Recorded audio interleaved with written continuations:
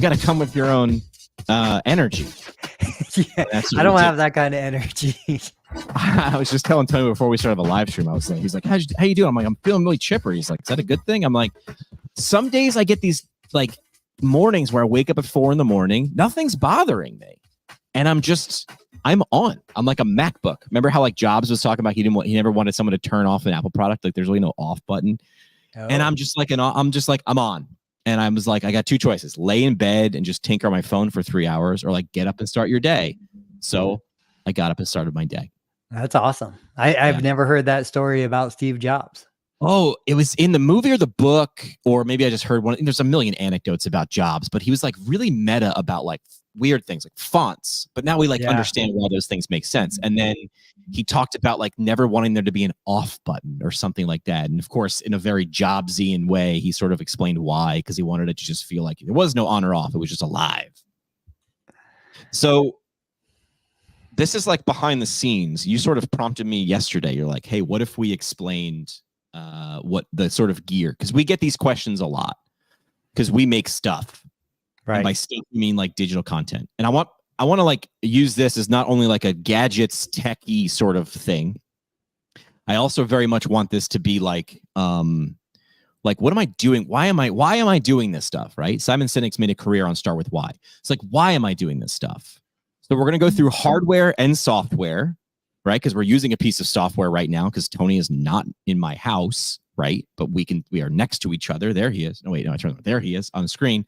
And we can see and hear each other, and you guys can see and hear each other. Like, wrap your head around this right now. Essentially, we have a TV studio in my kitchen. I'm at my kitchen counter right now, and I can do this. One finger. That's insane. You used to have an entire building filled with people not that long ago to pull something like this off. And now we don't. So I want people to understand that this stuff is simple. And the real magic is what you actually say and what you offer people and what you do with it and what you're able to create. So the thing that I usually start off with is there's only really two things you can do with content, Tony. Educate somebody and entertain them. But wait, there's more. The third thing is if you can do both of those two things at the same time, that's the magic spot. That's why we know who Bill Nye the Science Guy is. He was a good example of like edutainment. And then there's lots of people like that, and you can too. So this was your idea. How do you want to kick this thing off? I think I gave it a warm open there of why the hell we're here. I love it. In terms of tech. Cozy. So let's just get into some of the tech stuff, because I was sitting here and the whole idea behind this was, I've got an expensive mic. I've got an expensive camera. I didn't start with this stuff, of course, but with time, with experience, we just want to improve the delivery. And you hit it right on the head. You know, we're so lucky, all of us, everybody watching this, PTOT, SLP, doesn't matter what your discipline. We're so lucky that the people who are going to consume the content that we're creating are people who want the information. Yes, they would enjoy it to be educational and entertaining, but really, I mean, they just want the information. And so we can kind of get away with not the best audio, not the best video, not the best cuts and transitions. But I think there is a bottom threshold that we need to start to improve on. That's what you got. I tell people all the time, because the question, because I'm known as like the podcast guy, right? What kind of mic do you have? And this is a really sweet mic. We're going to get into that. We'll get into the specs. The difference between this $300-something mic that I have and the Yeti Blue that I started, which was $80, is minimal. And I want you to, that's what I tell people. You need to be above a floor that someone isn't being, the first thing they hear is not your voice, it's how bad it sounds. Get above that floor, and it's like almost the law of diminishing returns. There are $1,000 microphones that you could buy. Is that going to make your podcast better? I'm going to be definitive and say no. And I will also spoiler this microphone sounds pretty good for me, or at least I like how I sound. Microphones, I get to say this now, it depends on microphones. At the radio station I worked at, we didn't need to bring our own microphones. We had them there. But I knew what I sounded better on in terms of a microphone, and I knew what I sounded worse on. So I avoided one and stuck towards the other. So everything sort of depends. Test it out, which is great for if you're going to Amazon buy something, because you have a return policy or a return option. So treat that wisely. So let's start. Let me ask you the question first. What do you think is more important, audio or video? For what? For what? Are we talking about videos or, where I'm would I going have to say someone across start? both platforms, across both YouTube and podcasts. If I Then had I to would choose one, say a microphone, because yeah, you're going to use a microphone on both and you wouldn't use a camera on both. right. So right now I'm speaking into the Rodecaster microphone. So Rode is an Australian company, and I'm not like a fanatic about companies a lot, but I'm pretty close to fanatical about Apple products and Rode products. They're a podcast first. They started as podcasters. And this is pretty cool. So I can use StreamYard and I can bring myself. Oh, look at that. 2 Jimmys. That's creepy. So what I'll do here is I will show you. There it is. So I can stay on camera there. And there is the Rodecaster Pro. Now this is an XLR mic. That's fancy talk for the three little prongs, like the microphone that the band that played your high school prom, like that stuff. That is the type of microphone. A different type of microphone would be like this Rode microphone, the NT. That is a USB microphone. We all know what USB means. That just goes into a USB slot on your computer right there. Hey, I've got that same dongle. These dongles are great. I have to because everything went to USB-C. Now you have to everything's USB. You've got to have all these dongles. So I've got 2 dongles plugged in, and I'll go through all this stuff. How geeky do you think people want it? I mean, if they're watching a tech guide, they kind of want to go geeky, right? Or a little. I think so. I don't think this is going to be a highly viewed video, right, but I think the people who do view it are going to get huge value from it. You know what? I'm making this for you, dork, because I'm want to be king of the dorks. All right, so this is the Rodecaster mic, and I love this to not confuse people. Let's just follow it down. So this is a microphone cable, and it goes into the back of what the heck is this thing? What is this? If this is a TV station in a box, this is a radio station in a box. So this is what I stared at for 15 years, just a miniature version. So this is the Rodecaster mixing board. This thing is nuts, man. Have you played with one of these things yet? No, and before we lose anybody, I'm going to show you guys a much simpler setup that I use, not anything to the level of what Jimmy's sharing. You want to go yours first? All right, smart. Go with yours. So for me, I mean, let's just go back to where I actually started. This is a long cord lapel mic. It's got one, I don't know what kind of adapter. What is that, Jimmy? Yes. Okay. So that plugs into 2 mics, and I bought this originally because I was going to have the ability to interview people. Most of the time I just used one of the 2 mics, but I would literally plug this straight into my Canon DSLR. I think there's an 80D. And that's it. That's what I would use for my main mic. Yeah. Then that's $24 on Amazon. Yep. And what we'll do is we'll put together some of the links with affiliate links so that you guys can get whatever you need. We'll put it in the description.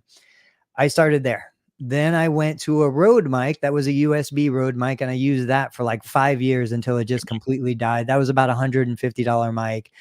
Then I went to the Blue Yeti, which also is a USB. I was using it completely wrong. Jimmy was the first person to say, no, you don't talk into the top of it. You talk into the front of it. Side report microphone. Yeah. And so he helped me figure that out. And then finally I gave my son the Yeti, and I went to the Shure mic. But even with this, so just the other night, somebody watching one of my YouTube videos said, man, there's a buzzing in the back of your videos that's driving me crazy. So I started to get back into figuring out, what do I do? Now, this has XLR, the XLR connection, but I don't use it. I go USB from this straight into my PC. And then what I do is I have the little headphone cord that goes from the mic into my camera. Now I need the USB to power the mic because this mic doesn't have power on its own. And use the headphone jack to go straight into my camera, where if I'm recording one of the talking head videos, it's recording right through the camera, but I'm using the power from the mic. I turn the audio in the camera all the way down as low as I can, and I turn the audio from the mic all the way up as high as I can to find that sweet spot of balance where the mic handles the sound quality and the amplification, but then I can still record it right onto the compact flash card. So I optimize for eliminating friction. I go straight from the camera to YouTube. I don't do any post editing. I don't do any production. I don't do any cuts. I just need content recorded and posted like lightning fast. So it's not as good as Jimmy's setup, yeah, I don't know. but I'm it's thinking good enough. You know, like it's good enough for what my people want to hear. So now take us back into what you're doing. Yeah. So I started with obviously working at radio stations. And the cool part was when something sounded like a buzzing, like you're talking about, I just called an engineer and they fixed it. I knew, I used to tell people, I knew which end of the microphone to talk into most of the time. So when I started podcasting, again, when I hung my headphones up and left radio, went back to PT school in 2015, there was these things called podcasts. I figured I'd start one. I started with a Blue Yeti, $80 microphone. I still have it. It just crapped on me a couple of weeks ago, but you could hammer nails with that mic and it would still sound great. Right. So I've upgraded, obviously. The Rodecaster is what I'm talking into, and it goes into, since it's an XLR mic, it needs to go into an interface. An interface is just something for the 3-pronged thing to go into. There are smaller versions of this. I, of course, went more power. So all this is I also take this when I do remote podcasting. Like I'll be at CSM, be live.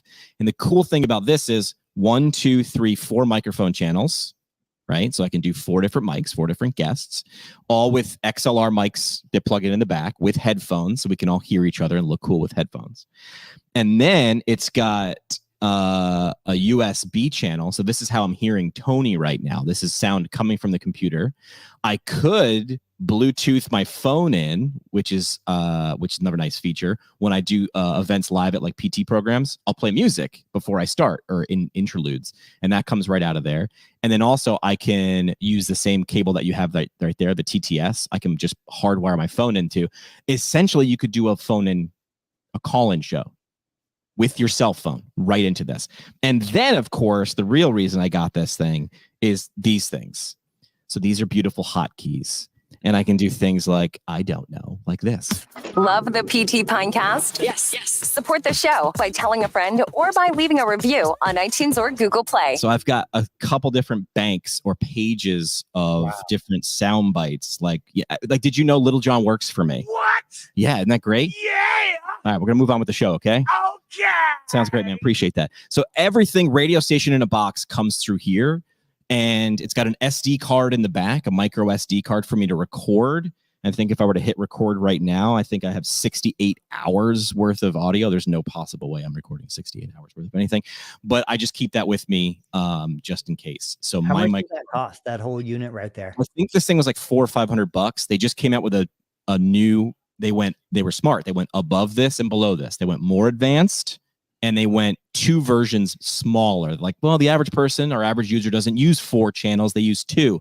A lot of people doing streaming of video gaming or education, they don't need 4 channels. They need 2. So they have 1 version of this, so the Rodecaster 2, and then they have 2 smaller, more scaled down versions. So you can see them starting to get wider in their products. So do you need this thing? No, but I've had this for 4 or 5 years. I don't want to upgrade because I love this thing so much. So can you tell people, like, how does somebody sitting at home listening know right now I've got the mic off to the side? If I turn and face it, obviously it's going to sound a little different. Yeah. We talked about popping, and so you gave me the tip that if I put the mic off to the side and I speak forward, the popping sound is gone. Yeah. What are maybe 3 main tips that somebody at home could use to just immediately improve the quality of their audio?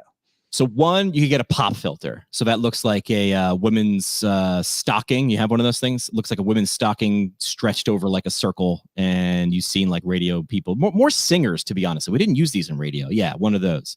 So you can talk through that. And what you're trying to avoid is called a plosive. And it sounds like explosive. And it's when usually it's P's or B's.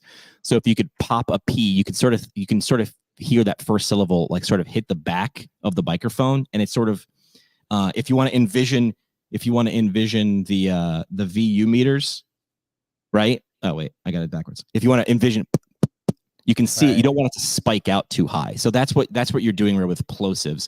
So yeah, the other thing is I sort of talk next to the microphone. It's not because I want to look cool. I do want to look cool. Really, you're going to talk next to it. And the other thing is I didn't go over, but I'm wearing some Shure monitors, some ear monitors. Listen to it. Right. You want to be able to. So what does the audience hear? This is real-time monitoring. So I can hear Tony through it, but I can hear myself through it. And that's a good thing. Now, a trick. Did I ever tell you this story? When you start in radio and you're a 22-year-old dude, and now you're standing in front of a microphone attached to a 50,000 watt rock station, and now you feel a little bit bigger than your bridges. And then that happened to me, right? I got a little, and then you start to do this with your voice. It's not that hard because the mic is doing a lot of the work. But you start to hear yourself, and there's a feedback loop. When you hear yourself sound awesome, you start to sound awesomer. And eventually you start to what's called puke out your voice. It's like, dude, that guy's not real. So this happens a lot. So what I would tell people, if this is happening to you, you need to monitor what you're hearing. But a lot of times I would have beginning broadcasters or podcasters take one headphone out, because now I can hear myself in the room. And when I start sounding in my right ear without the microphone, or that should be without the monitor, that doesn't sound like me at all.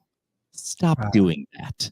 So it's like, don't be, buying your own hype in terms of how good you sound and start amping it up too much. So there is a little too much, but that was the trick. I used to knock people down a peg or two. I'm like, why don't we knock one of those earphones off a little bit? No, why don't you sound like yourself a little more? Because you can get caught up in that, which is, how cool does this microphone sound? Sunday, it's Bigfoot at the arena. Like, you can do that, those sort of things. I never realized the reason for the headphones is so you hear what the audience hears. I always assumed it was so there was no feedback into the mic between the speaker and the mic. It is. If you have a guest or a phone call, there will be a phone call, there'll be a feedback loop. A guest in the room, you're sort of monitoring, because some people are a little bit more, they're afraid of the microphone. Like, before you go on air with someone, they're a little giddy, and then the microphone goes on and they do this immediately. Like, the ironic part is they get quiet.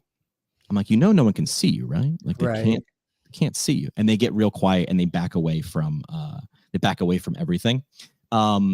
So you can what's called ride the meter. So if I get a quiet talker, I need to know that, and I'm gonna ride that that channel a little higher for that person. I know I'm about to hear. Right? Not really scientific, because I always want to kind of spike around the same spot every time. And you just want them to be level. I just want to be the same, because if we're all different and we're all over the map, if I am going to do some post-production, I've got to individually raise and lower channels, and I don't want that. I just sort of want to be spiking at the same time. So that is another reason why you kind of wear the headphones is, what is the audience, real-time feedback? They're feedback monitors. What is the audience getting? I want to make sure I know. And so what is the brand of what you're wearing right now? These are Shure, I believe. Okay. I can't see. You have to. Yeah. Yeah, these are Shure monitors. These are cool. Okay. And they're more monitors, like, and then you get really into like, they're not headphones. They're not. What you don't want them to do is make whatever you're hearing sound cooler. Like my AirPods make the music sound better. I don't want better. I want real. So I would look for monitors.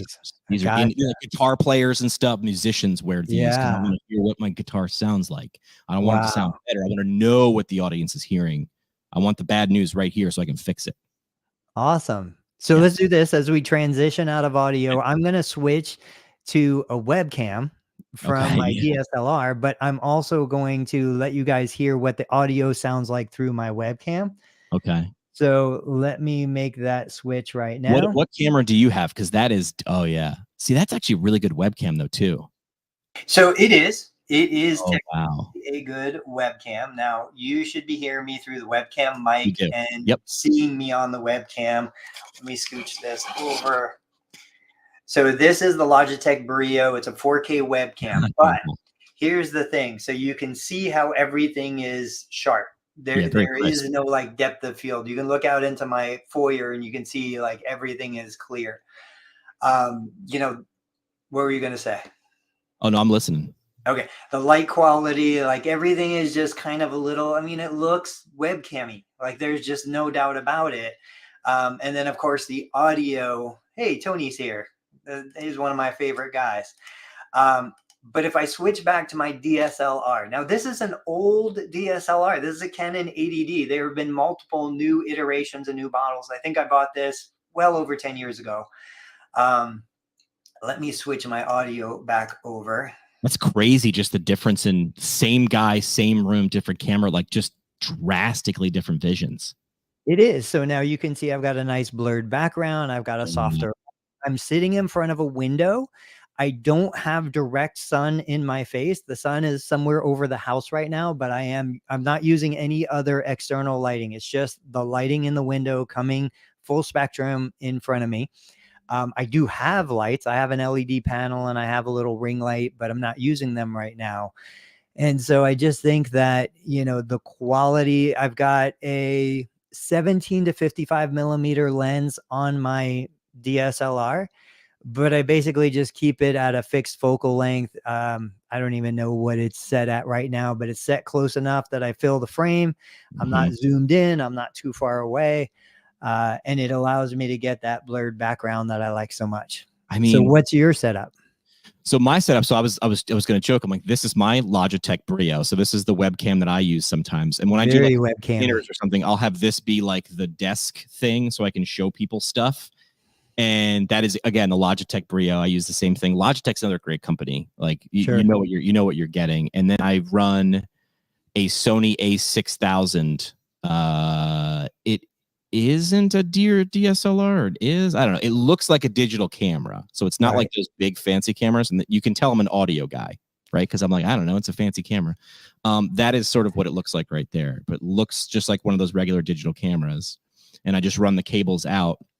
And you've got to run it into one of these things. And that's sort of like the adapter to take it from whatever output a camera has into Is that an Elgato adapter?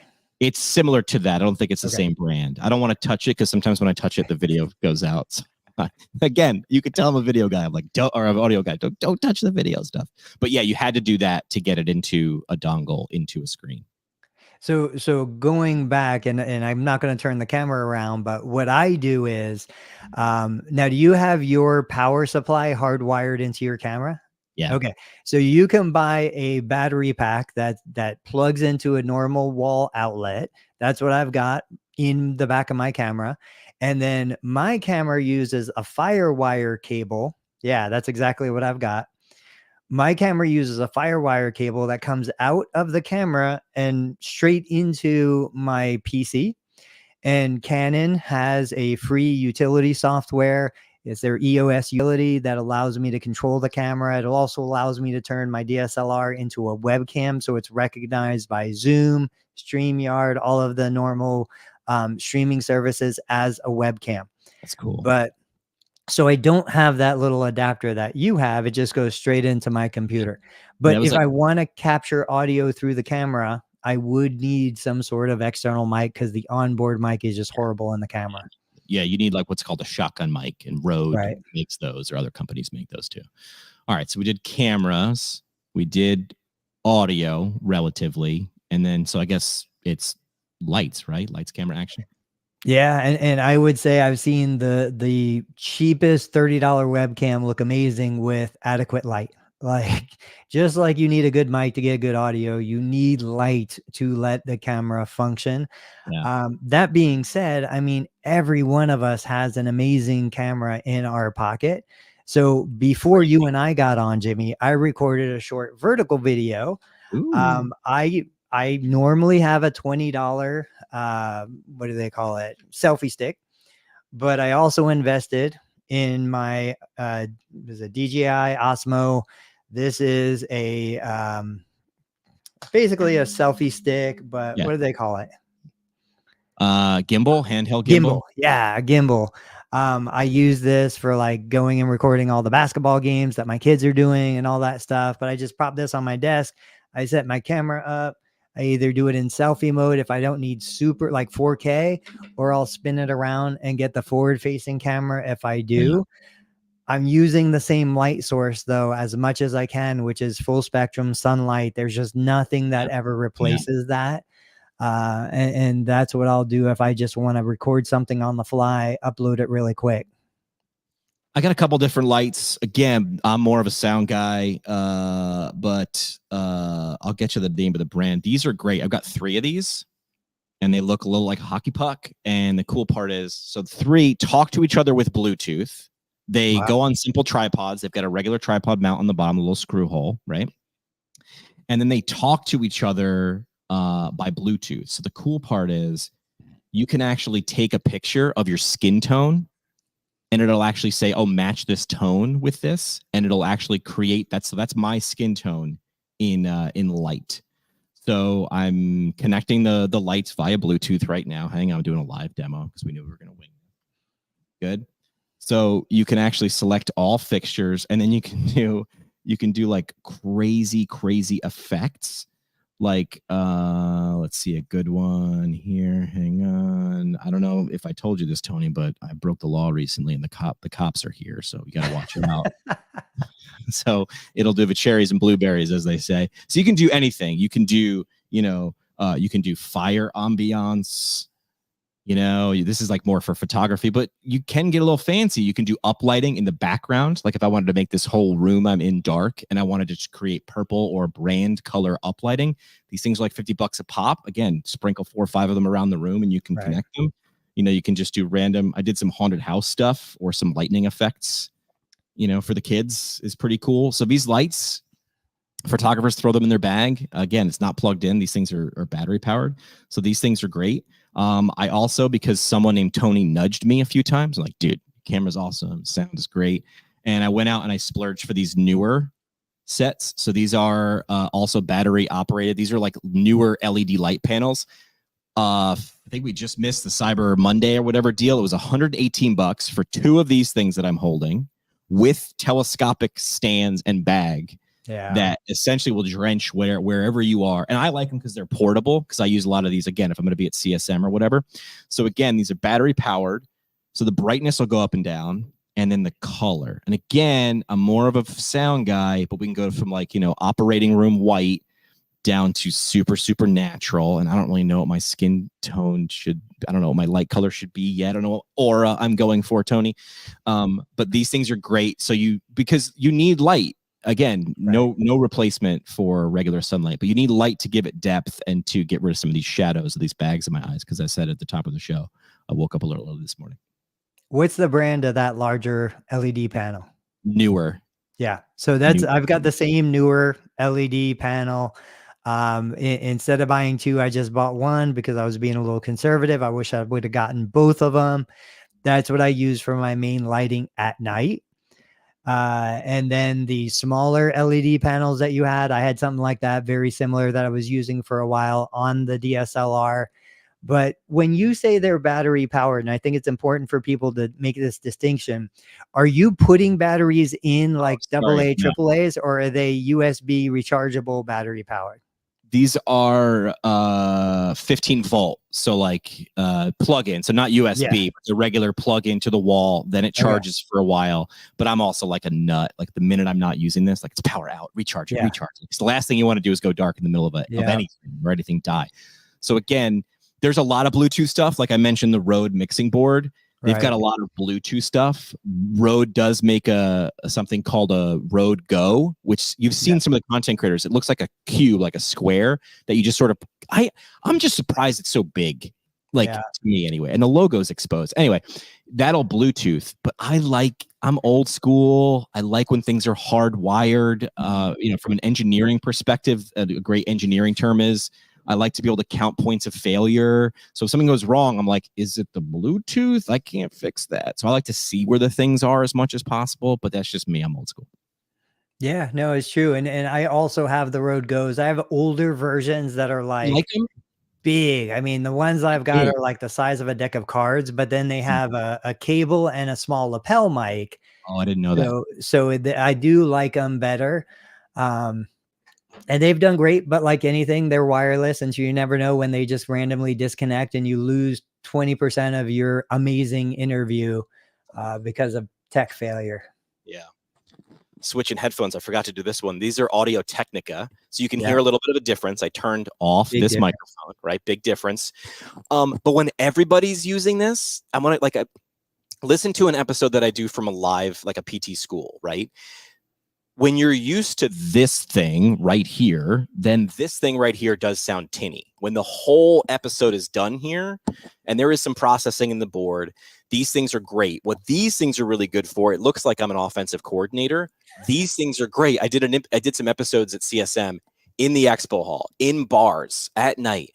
This thing is really great at doing what your camera does. it takes all the noise in the room. It doesn't eliminate it. It just brings it down. It almost like the visual version of making the sound blurry. Because I don't want to fly all the way to CSM and do an interview and then have it sound like I'm in a sound studio. Like I want vibe. I want energy. I want like that, but I don't want it to overpower the person. Right. So these things are great where it's a decent enough microphone. And again, for the, I'm just, this headset, again, that monitor, but it's a decent enough sound. And I think I've been talking long enough, even in this 15, 25 seconds, that this microphone suddenly, you don't really miss that thing. Right. So yes, this thing sounds awesome, but this isn't that bad. It's bad when you compare it to the badass $300 microphone. So I want to tell people, like, if you're like, well, I got to wait till I buy a $300 microphone before I sound good.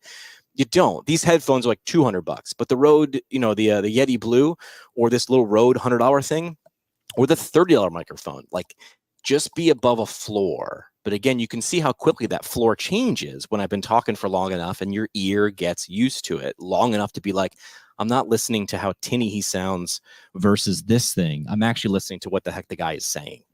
And, what's interesting about that is it does change the viewer listener experience. When you're talking through the other mic, it sounds like you're right next to me. It sounds like you're talking into my ear. When I see you and you're talking on the headset, you just feel further away, which is consistent. It makes sense when you're in large groups or, further away from the camera.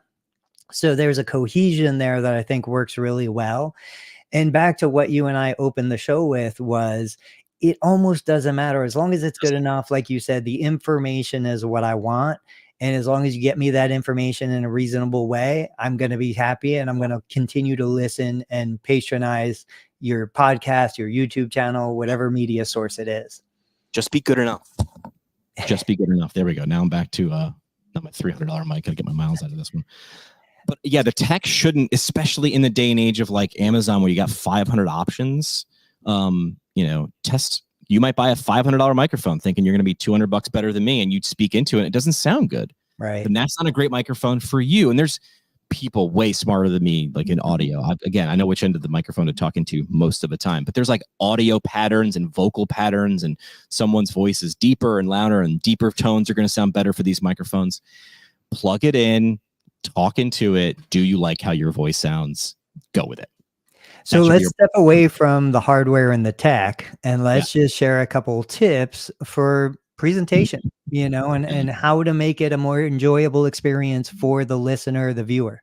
Okay. I've got this one that I just learned from somewhere, and everything's stolen. I used to do what Tony is doing, right? So I'm looking at Tony on a monitor right here below my camera. It's right above the monitor, so it almost looks like I'm looking into your eyes. But if you'll notice, Tony, since I stream on StreamYard, that's a software program, I'm on the left on my show. So I'm on the left side of the screen. So what I do is I now position my camera maybe at 2 o'clock, 15 degrees to the right. So now when I look at the screen, I'm sort of my nose anyway on my screen, I'm oriented towards the middle of the frame, the middle of the screen. So it looks like I'm facing Tony, because as Chris Voss told me, right, in his book, Never Split the Difference, right, a hostage negotiation, you don't want to be staring straight at someone, right? It's we don't normally do this 90-90 square thing. We do it a lot when we fight. That's when you square up with someone, right? Most of the time, you're just sitting next to a friend and you're kind of doing this. So one little thing that I picked up on is I positioned my camera almost at 2 o'clock, because I started watching videos and two people staring straight at the TV looked a little weird. I want to look like I'm talking to Tony, not that I'm talking to this audience person, because I watched a lot of Two Bears, One Cave. Have you seen that one? Tom Segura. Oh my God, these two comedians, they're hysterical, but they do a lot of their podcast. But they also do a lot of YouTube video. And I was like, one is facing this way and one is facing this way. When Stephen A. Smith is on camera, he's sort of angled one way, and the person he's talking with is angled the other way to look like if they're not together, like Mike Wilbon and Tony Kornheiser, they're not in the same room. So we want them looking close to it. So that's one little tip that I would suggest. Yeah, I researched it a ton when I was first getting into video and kind of taking it seriously and figuring out where to set the camera and how to orient things. Of course, everybody's going to understand the rule of thirds, but you don't want to be like dead center squared up to the individual. for a lot of the people viewing, they're still going to be using their phone to do a lot of the video. And I know for me, one of the tricks that I found, well, two tricks. One was if I use the rear facing camera, I get a better quality image. I can do 4K, but it keeps me from looking at myself, right? When I'm talking, if I'm looking at the screen, if I'm looking at myself, I see my crow's feet, I see my growth, I see all these things. It's just completely distracting to me. But if I'm looking at that lens, I'm talking to you, the viewer. When you go to a phone, if you're using the selfie front facing video part, what I do is I grab a little Post-it note. Now I don't have my hole punch, but I would punch a hole in the Post-it note. I would stick it on the camera where, let me see where, there we go. So there would be a hole there where the camera is, and it would remind me to look at the camera lens. Hey, here. What's that? You say, hey, look here. Yeah, exactly. Instead of looking at myself, because there's something weird about somebody who's supposed to be talking to you that's not looking at you. They're kind of looking at themselves. It's just a weird situation. Yeah, you talk about rule of thirds. I stole this from somebody. They gave away a free download. Check this thing out. Oh, nice.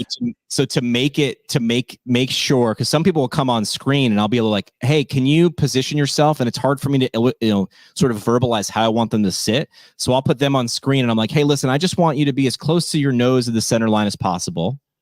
And the top of your head as close to that dark line as possible. Because a lot of times people will come on and they'll be sitting way back here. And then we'll get next to each other and it looks weird, So I have this overlay that I use in StreamYard that I stole from somebody.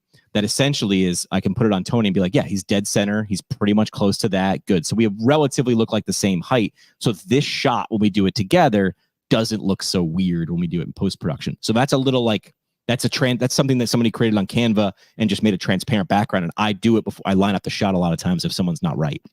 Yeah, that's awesome. My software that I use, the EOS utility, it does the same thing. It divides up into, cool. 3 lines across, 3 lines vertical. And I can kind of orient myself.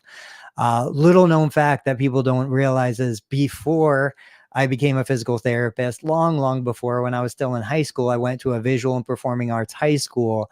I was in the fine arts department. And so understanding elements of composition, even if you're never going to be an artist, it does help you in almost everything that you do. And this obviously is one of those things. Do you know who Chris Do is? He has a YouTube station called The Future. Super smart guy. He's a graphic designer, right? But he's more of a thinker and stuff like that. When you watch, because I am not gifted. If Canva didn't exist, any of the stuff that I put on social media would just look like absolute, like a 3-year-old designed it, and that's an insult to 3-year-olds. When you listen to a graphic designer explain the difference between 2 images and why one looks better than the other, it's like someone doing a magic trick, like the rule of thirds and why this does that. And the difference. You're like, oh, this is clearly better. And then you're like, why? And you're like, I have no idea. And then you watch a designer like put an overlay on something and you're like, see how this is very symmetrical? And you're like, no, I didn't see that. But it's a lot like the gait pattern for a physical therapist. Like the second you learn it, you can't unlearn it. Like when you learn something like a design trick, it's there and you see it everywhere in products and ads and everything that is designed well. And you also see it everywhere where it's not designed well and it drives you insane. Yeah. And that's truly a lesson that like I carry through, not just into my marketing for my physical therapy clinic, like business card design and stuff like that, but even in the physical clinic. Like when patients walk into my physical clinic, whether you want to call it feng shui, whether you want to call it composition, there's an element of design, of flow, that when they come in, I don't want them to get stopped right at the front door by some big like obtrusive thing. I want them to feel welcomed and invited. I want them almost to flow into the clinic. And as we go through the equipment and the way I've always arranged things in my clinic, from equipment and treatment tables, it's always been about the flow and the experience of the patient interaction in my clinic. We should do a feng shui episode. We should. I've even done it where, I don't know, Jimmy, I don't know your clinical experience. I know you've worked as a clinician, but I've seen patterns over the years of my physical therapy practice where it just seems like out of nowhere, completely unrelated, we'll start to get a collection of, okay, we've got a bunch of patients who had a rotator cuff repair. And then we might not see that for a couple months, but we have a bunch of patients who have an ankle sprain. And so we see these kind of groups of patients coming through. And so I'll change the orientation of the equipment in my clinic based on what is the most common condition we're working on at that particular time. And again, I do it because it improves the experience and it just makes it a more comfortable environment for patients to kind of flow through their treatment program. That is really smart. And yes, it's very strange how that happens, but you'll get nothing and you'll see nothing but that. It's like the red car theory, although it's real. You in fact start doing that. A hint for podcasters. You mentioned like the rule of thirds for designers. The nails on a chalkboard for me, for a podcaster. So if you're starting one and you want me to listen, don't do this. Don't start the episode and read the resume of the guest. Yes. And I understand I was guilty of this myself. And then once you start listening to yourself, which is also another trick, listen to yourself is the only way you're really going to get better. So if I'm saying don't do something, Tony, I've also got to give you something to do. We'll understand that with physical therapy or with children or any adults, anything, right? So here's an example. If I were going to interview Tony and I wanted to bring up his background, one tactic is to embed that fact or that little tidbit, that piece of social credibility or background into a question. Tony, how did your background at a performing arts high school come into play as a physical therapist? Is there some connection there? So I buried the fact in it instead of having to, hey, everybody, welcome to the show. Tony Maritato's here. He does this and this and this. And he went to school here and here and here. And he published this and this and this. And he went to a high school and this and this and this. The guest is sitting there going, you did a Google search, or I filled that thing out, or you got my resume, you looked at my LinkedIn. So instead of giving it to them in a big pile, a dense pile, spread that relative information out throughout the episode in an example of using some of that in a question, right? Tony, you ever use design principles in changing your clinic at all? I'm sure if you had a design background, maybe if you went to a performing arts high school, you're setting the guest up. You've just put like 3 balls on a tee in front of the guest and said, wherever you want to start on this, have at it. So stop doing the resume read and spread that stuff out, please. It kills me. Yeah, I agree. Like that's one of those things that I've tried hard to change because we've gotten so used to, okay, this is the guest, this is who they are, this is their resume. And I'm like 15 minutes in and I still haven't gotten to the meat of what we're talking about. Really good ones. Really good show. Sorry, go ahead. I was just going to say, I try to open with the hook, like give me the most valuable piece, the first 3 seconds, the first 10 seconds. That is what people want. Right. We're getting some delay. So yes, that's what I was going to say. Really good ones, really good shows. Start with, well, now we can get into editing, right? So, I don't have a dry erase board or one of those $5,000 Vibe boards, which I do not need, but still get ads for and kind of want to buy. So I'll say it, Vibe board. Maybe they want to endorse me or give me a sponsorship or something like that. So here's a cool trick. Everybody's like, listening to audio or creating a video can sometimes, because it's not tangible, right? I got a pile of audio. I've got these files on my computer. So I like to simplify it. I'm very visual. So Tony, the first letter of the alphabet is A. Perfect. So the intro is the A block. That's the intro, the A block. And the second letter of the alphabet is, Tony, we're getting the brain busters here. B. B is the body of my interview, right? We're going to keep this for this example. We'll keep it simple. This is your entire interview. B block, and the intro is the A, right? And then the third letter of the alphabet, Tony? C. C is like your outro or your boilerplate, right? So I use it as, hey, everybody, thanks for listening. My lawyer made me say none of this can be used for medical advice. Don't sue me. It's a product of, and then here's my trademark, right? The fourth letter of the alphabet, Tony? D. But I put the D in front. There's got to be some sort of inappropriate joke that you can make about where you put the D, but I use this as the pattern of my episode. So the C rarely changes. That's my boilerplate outro, right? I just record that and I rarely change it. I might change the date or the year or something like that every once in a while. The B changes every single episode and the A changes every episode. And so does the D part.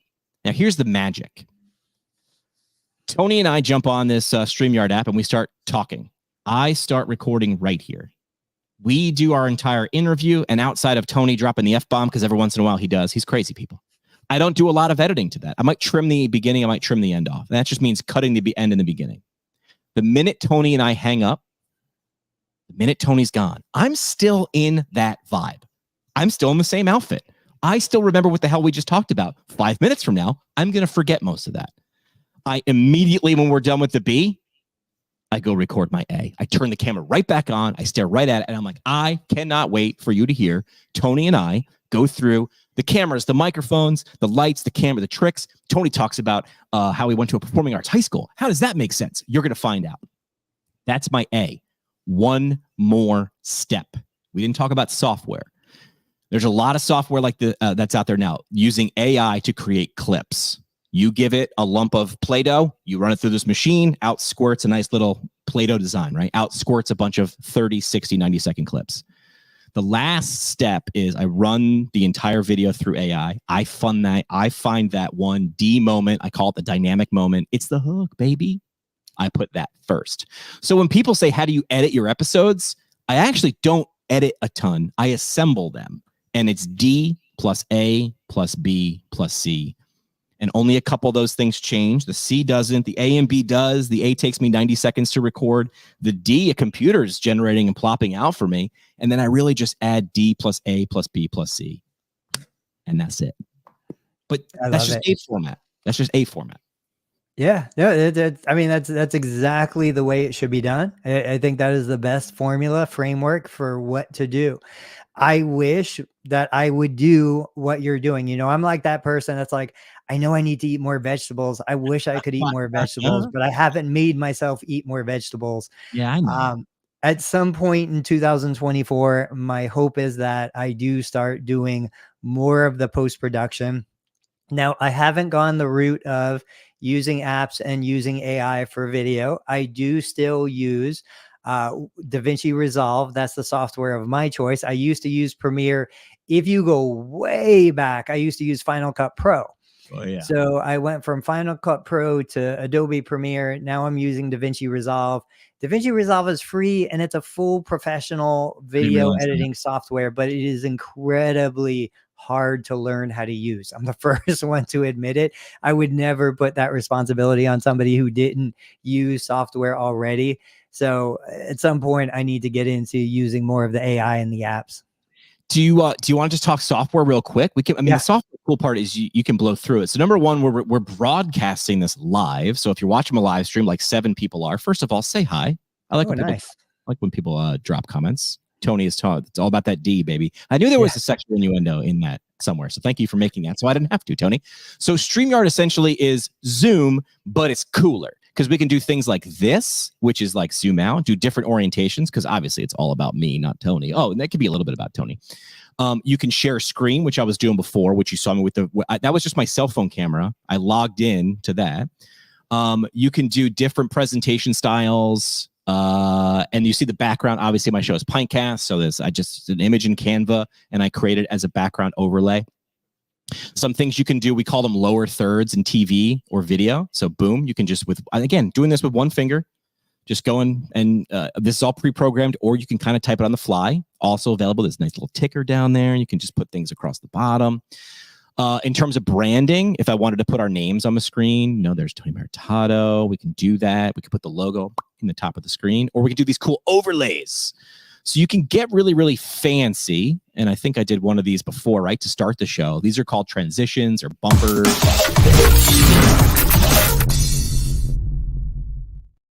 Bunch of different ways you can do that. Create them in Canva yourself, or there's a bunch of apps that will walk you right through those different things.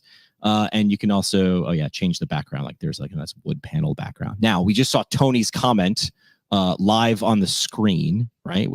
So as we're live streaming, this app lets me just like bring up things from like Dave Kittle saying my homie's live. So this adds a level of interactivity. So this thing is called StreamYard. There's as soon as one thing pops up, there's a bunch of different ones like Restream.io. There's Riverside, there's Restream, things like that. So this is the software of how, even if I'm not live streaming the episode, I record with this because it's the same way. And I don't even think I've ever told you this next tip.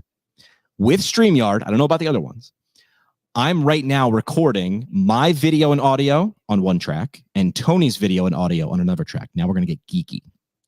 I then take my video and audio and Tony's and I put it into Premiere. And now there is an extension, a little add-on app that I use with Premiere that when you watch this on after I edit it, it will actually switch back and forth from full screen to full screen, but it'll do it super quick based on who's talking. Because as you're editing audio, you see the little squiggly lines, and when you're not talking, the AI knows that, and it's going to create it like a TV show, and this is nuts. So you can get fancy, and I don't want to overwhelm people. You don't have to do all this. Right. Start with the lapel mic for $24. I just like sharing this stuff. And I work with companies and whatever, APTA sections and academies and whatever, because we do this because you can get fancy if you want to. But again, the basics are have great conversations, educate someone and entertain them, or bonus thing, do 3 at the same time. So that's one of the apps I use. Video AI is another. What other things do you like in terms of? That's it. I mean, so when I'm recording straight on my phone, I just trim the edges straight on my phone, like literally in the photo app, and upload. I just like I said about you when you had the headphones on and the mic, I said there's a level of authenticity to just shaky, not overproduced, you know, simple videos where you're just talking to the viewer. I live in that world because I don't have time and the resources to do what you do. I would love to be able to do it. And what I think we lose sight of is when we look at Alex Hormozi, when we look at Cody Sanchez, when we look at some of these Ryan Pineda, these big channels, they have teams of 30, 40 people working on their video content. So, you know, we, the clinicians, are like, oh my gosh, how can I do all of this stuff?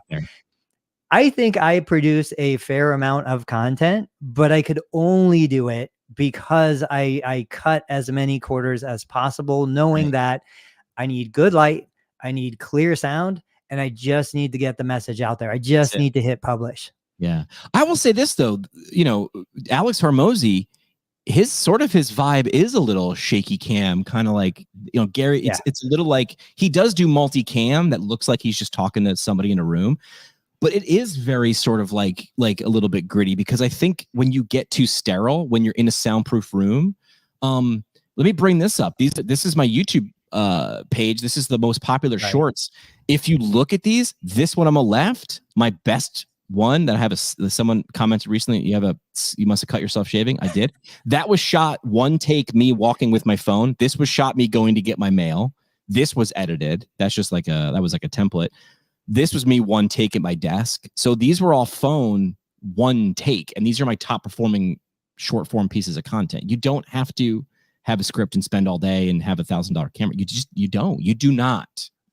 Yeah, like Sean Cannell from Think Media, punch fear in the face and just hit publish. Like that's basically what needs to happen. So let me say this, because now we are live and it's being documented. I have a dream, and I'm stealing that from MLK. But my dream is, what if I said every morning at 7 a.m. I go live? I need a co-host. I don't care if it's the same person every day or different, or even better if it's like just whatever.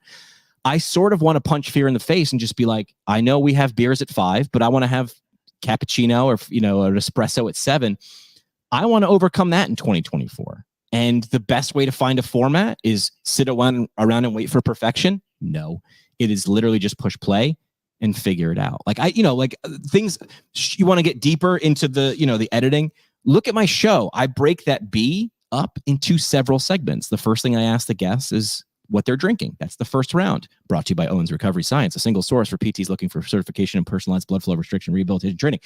Then we have some interview questions. Then in the middle, I'll be like, hey, let's do 3 questions real quick. Brought to you by insert sponsor here.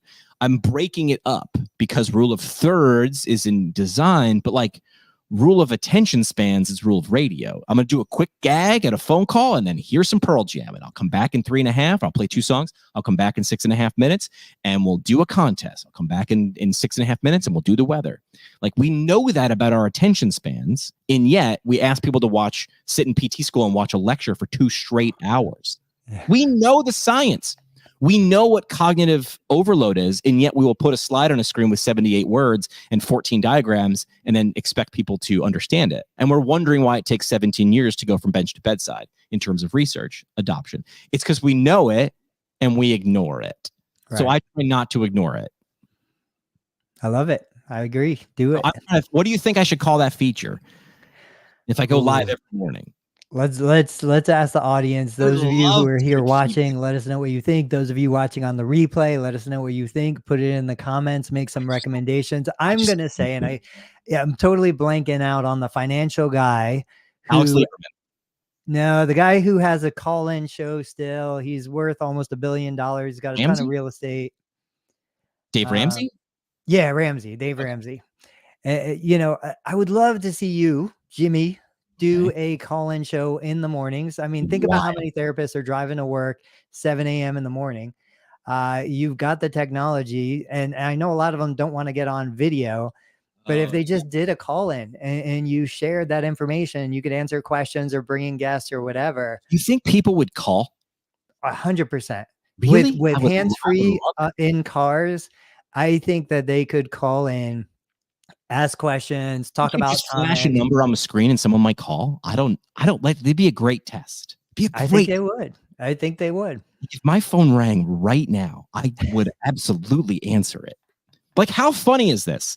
We are getting tickled pink by being able to get someone to call us. Like, it's technology goes full circle. It's like, we've got these $1,000 cameras and, you know, lights and microphones. And I am most excited about seeing if someone will actually, who's watching this live stream, actually call us. I don't think they will. There's 5 people watching this live, 6 people watching this live stream right now. I don't know if it was while you're waiting. I grew up on Howard Stern, right? Hang on a second. Wait, we're going live. Caller. Okay, I don't know who this is. Hello, you're on PT Live. Hi, Jimmy. This is Tony Couture. Tony Couture! I would baby. 1000% call. And I think you'd have a huge target market of PTs. All right. Okay. Calling. All right. So we're doing live call-ins. All right. So Tony, when you're in Arizona? Your number came up as Arizona. I am. Yep. I'm in Arizona. Phoenix. Okay. So when you go to work in the morning, how long is your commute? Because we used to study this in radio to figure how long bits should be, because how long is someone in the car, right? So how long is your commute as a PT? And we're just using you as an N of 1. So on average, my commute is about 30 minutes. Now, I'm a mobile PT, so my commute is essentially different every day. But I would say, on average, 30 minutes. So if we did a show for an hour, because as the radio guy, I'm thinking in terms of like a Venn diagram. If I start at this time, I'm actually catching the end of someone's commute, but the beginning of someone else's. So if I've devoted an hour, and then Tony, now we're just audience polling. Tony, have you ever heard of the podcast Smartless? I have not. No. Tony Maritato? No. So it's Jason Bateman. Oh my God, I'm blanking on their names. It's Jason Bateman. It's the other guy from Arrested Development, the crazy one. And it's the dude from Will and Grace. And they're just 3 buddies.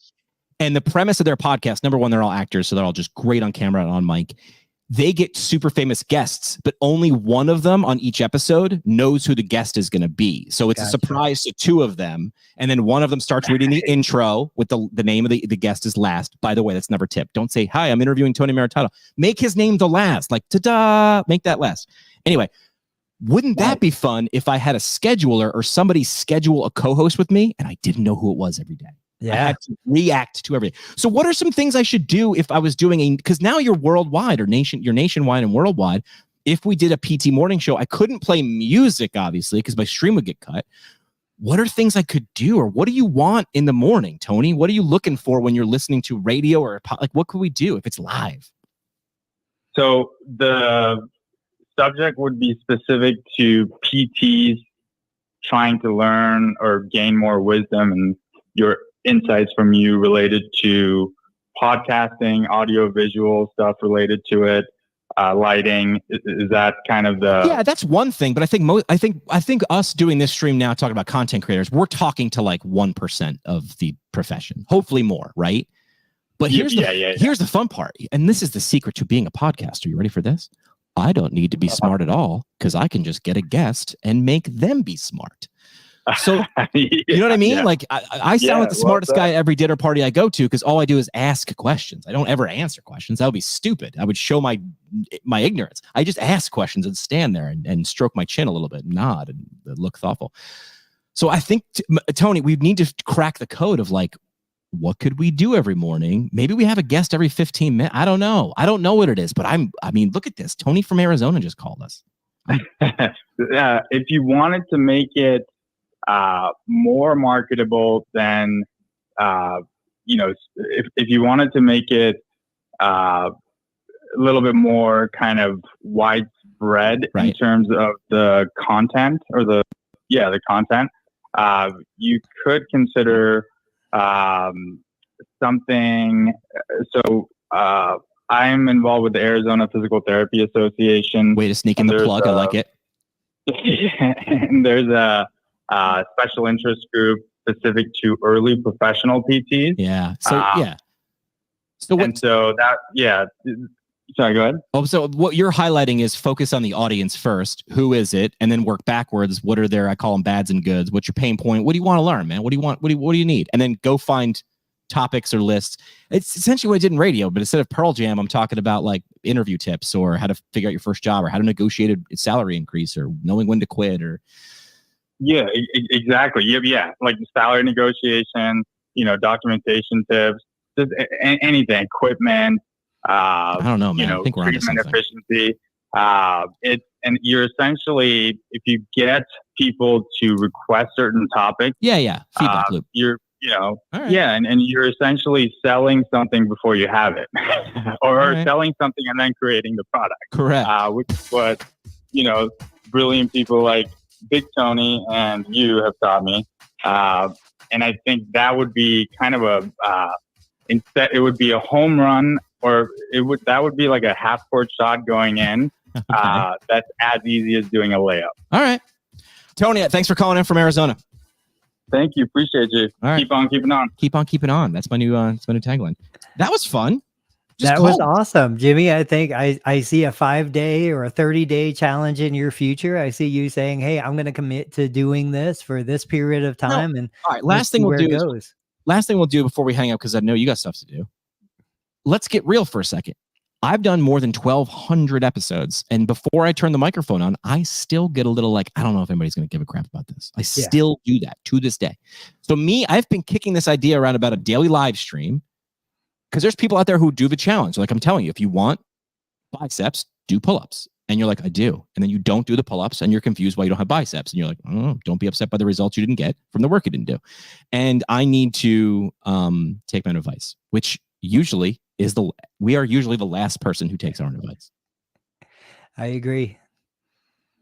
All right. Well, the fact that Tony called means I need to do it for at least a week. And then if people call in again, I'll just keep doing it. All right. So that was tech. We didn't skip anything. We did hardware, software, mics. We hit everything. That was a great episode. I really think so. Fun. That was cool. All right. If you have any questions, throw them in the comments, even if you're watching the replay, because we can respond. What we can also do on all the platforms with this is you can give me the Amazon links to all the stuff that you talked about. I'll put the Amazon links to all the stuff I've talked about. We'll put it on a PDF or a clickable PDF. We give it to you so you can have the same studio. I will say the one cool piece of equipment that I got, I don't know if I can turn my camera. Since I do this in my kitchen, I bought a $100 cart from IKEA. I'm just talking like a piece of wood, metal cart with casters on the bottom, and I can just roll my studio away. Because as much as I like podcasting, I don't want to be making fettuccine Alfredo with a microphone and a camera right there because I'm not turning into a cooking show. So that was like the weird non-tech thing that I wanted to suggest, which is like IKEA stuff works pretty well. Yeah, I think that's one of those things I was going to close with. I've got my YouTube studio set up all the time, 365 days. It's always ready. So I can literally just sit down at any moment, turn it on and hit record. Yeah, I am building that, which could be another cool episode. So I have an unfinished basement, which hopefully by this time next year will be a finished basement. It will be a studio/gym. So the background will be like squat rack and rubber mats and weights and kettlebells and whatever. So that could be something we do again, which is like, okay, now you built a room with the end in mind. So hold on, I'm getting text messages now. PT-preneur with your morning cup of Joe. That's someone texting in the idea. I don't know who that is, but I appreciate it. New phone. Who dis? I don't have the person saved in my phone. I'm gonna have to change my number pretty soon. So thank you for listening or live streaming or whatever. And if this is valuable, you better tell us or else we won't make more. That's right. All right. Tony, go have a great day. It's a great day to have a great day. It is. I'm going for a run. Thanks for joining me, Jimmy. Cool.